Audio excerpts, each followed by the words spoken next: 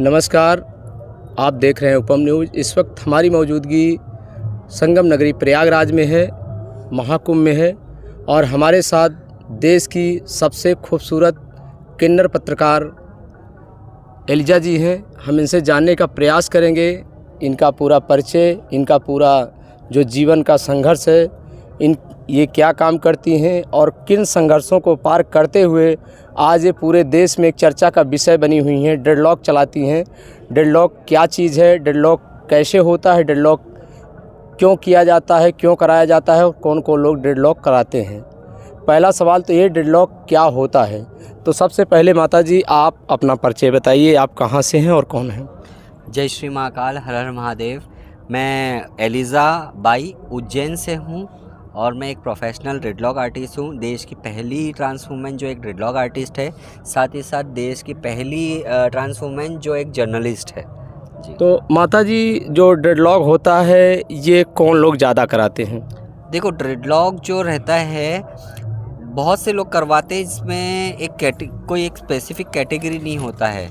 जैसे जो साधु संत जो रहते हैं उनमें से कुछ लोग करवाते हैं। जो महादेव के, महाकाल के भक्त हैं, वो भक्ति अपनी जो महाकाल के प्रति भक्ति है उसको दर्शाने के लिए लगाते हैं।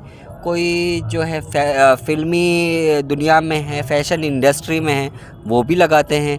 किसी की डेंसिटी कम है वो भी लगाते हैं। तो ऐसे काफ़ी क्लाइंट्स आते हैं, काफ़ी लोग लगाते हैं इसको। माता जी ये जो डेडलॉक का आपका कोई भी शॉप या दुकान या जो भी जहाँ भी होता होगा, कहाँ पर है ये जो मेरा ड्रेडलॉक इंस्टीट्यूट है या एकेडमी या स्टूडियो बोला जाए तो वो उज्जैन में है, इंदौर और उज्जैन में। मैं उज्जैन वाले ब्रांच में रहती हूँ।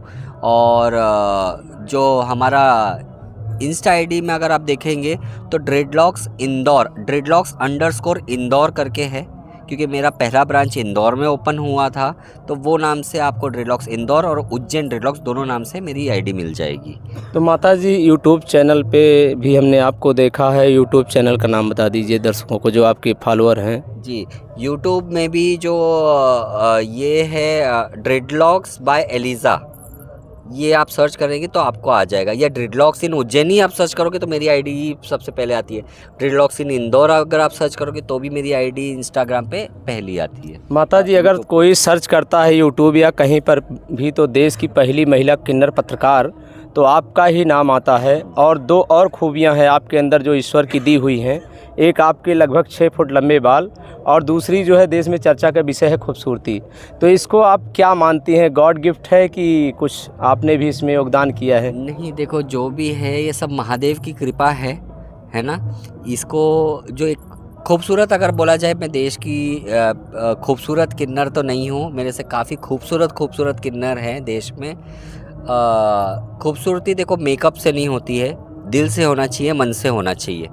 ये मेकअप लगा के ये तो हम हमारे महादेव को, शिव शंकर को, अर्धनारीश्वर को, उनको प्रसन्न करने के लिए करते हैं, क्योंकि उनको श्रृंगार सबसे ज़्यादा पसंद है।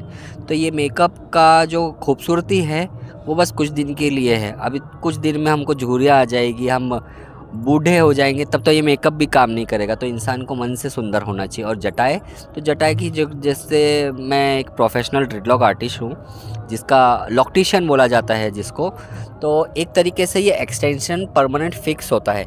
मेरे ड्रेडलॉक्स को 10 साल हो गए हैं कैरी करते हुए, जिसको मेंटेन करना रहता है प्रॉपर टाइम टू टाइम, तो काफ़ी सारी डिफ़िकल्टीज होती है। क्या महिलाएं भी कराती हैं डेडलॉक। जी बिल्कुल करवाती है। मेरे पास ऐसे क्लाइंट भी आए हैं कि जिनको मतलब अभी जिनको मार्केट में नॉर्मल जो हेयर एक्सटेंशन चले हैं खुले बाल वाले, तो उसमें जो वो करवाते हैं तो उसमें बहुत सारा केयर होता है।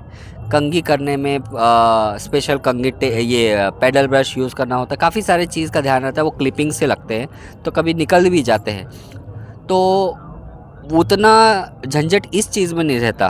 तो अपनी डेंसिटी बढ़ाने के लिए, लंबाई बढ़ाने के लिए मेरे पास महिलाएं भी आती हैं जो लगाती है, और ये लो मेंटेनेंस होता है तो मेरे पास महिलाएं भी आती है करवाने के लिए। माता जी जब से आप यहाँ महाकुंभ प्रयागराज में आई हैं, संगम नगरी, पावन नगरी में, तब से आप चर्चा का विषय बनी हुई हैं। तो हम ये भी जानने का प्रयास करेंगे आपको यहाँ आए हुए कितना दिन हुआ, कब आई यहाँ पर संगम नगरी। महाकुंभ में? मुझे तो टाइम हो गया, मैं 4 तारीख को आ गई थी, मैं प्रयागराज आ गई थी। तो मैं जब से मैं यहीं हूँ, हमारे अखाड़े में हूँ, मुझे काफ़ी टाइम हो गया है। 4 तारीख से मैं आई थी, 4 जनवरी को। माता जी, आपकी जो डेडलॉग एकेडमी है, तो उसमें जो आप प्रशिक्षण देती हैं, लगभग प्रशिक्षण केंद्र में कितने लोग हैं?